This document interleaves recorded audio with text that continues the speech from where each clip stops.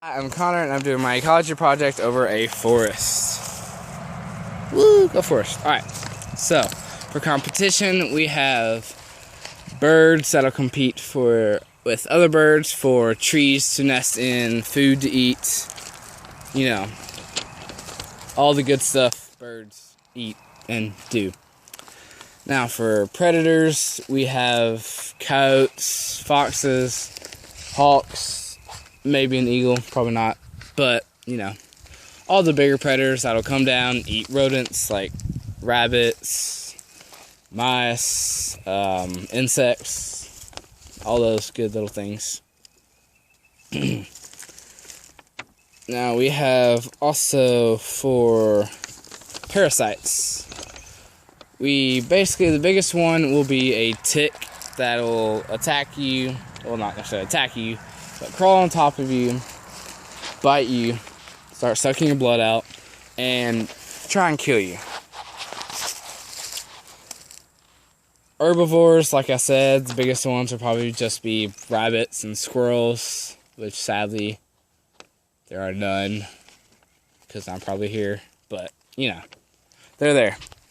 So, adaptations for warnings. We got quite a bit of warnings. We got monarch butterflies, which I've actually seen a couple times.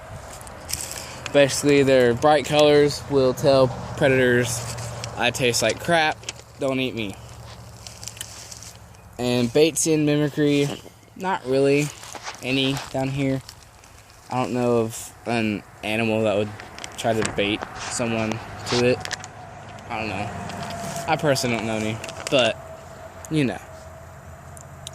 Malarian mimicry now, that's a different story. We got insects like yellow jackets, bees, you know, that mimic the more dangerous kind that are actually sickening to eat. And we have also butterflies that will mimic a monarch to basically say we're delicious, but because we look like a monarch, we taste like crap. Mutualism, there's quite a bit of mutualism. I mean, there is vines in the trees that I don't see as being parasites because they climb up the trees and get more sunlight, while the tree is unaffected. It's just like, what's up, vine? You can hang off me. While the vine climbs up it to get more sunlight.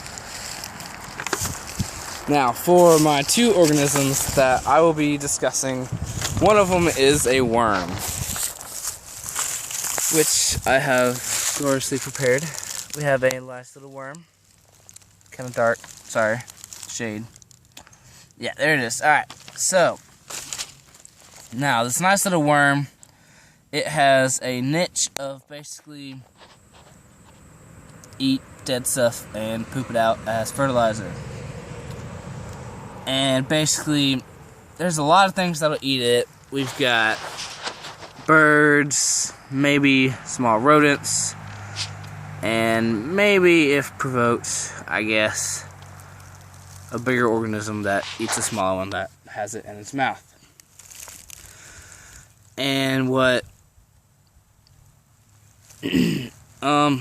just one worm can't really alter its ecosystem. I guess if you have enough worms, then I guess enough will decompose whatever it needs to get the stuff that needs to be dead out of the way. It is obviously not a predator with being a worm. All it does is crawl around, eat dirt, eat dead stuff, and poop it out as fertilizer. Always good.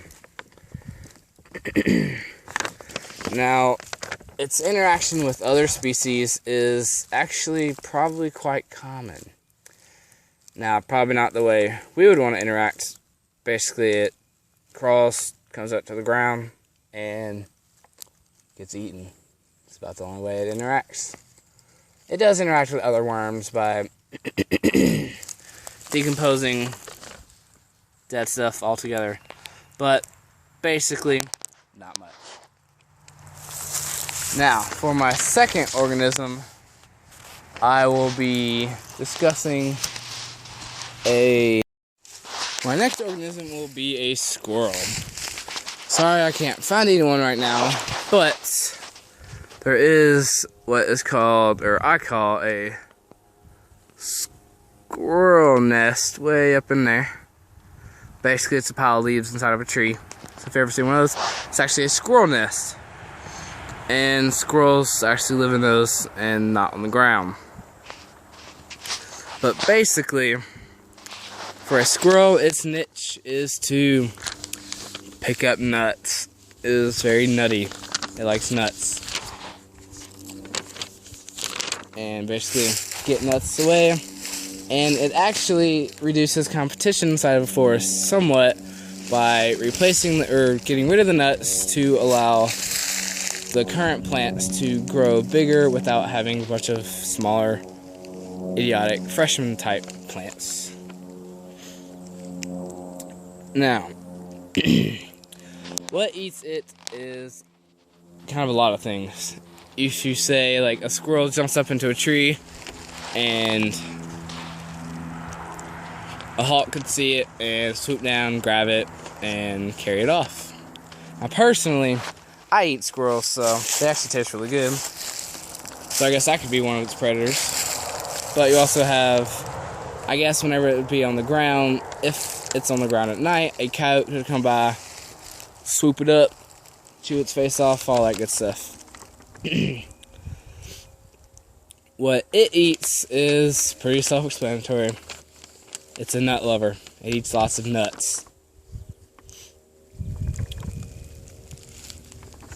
Now, with, like the worm, if there's enough of them, it can alter its ecosystem. If it takes away too much nuts, then there won't be any more trees to grow after all the current ones are dead. There won't be any new ones to replace those. And it does interact very closely with other organisms. By, obviously, we have birds and squirrels love trees.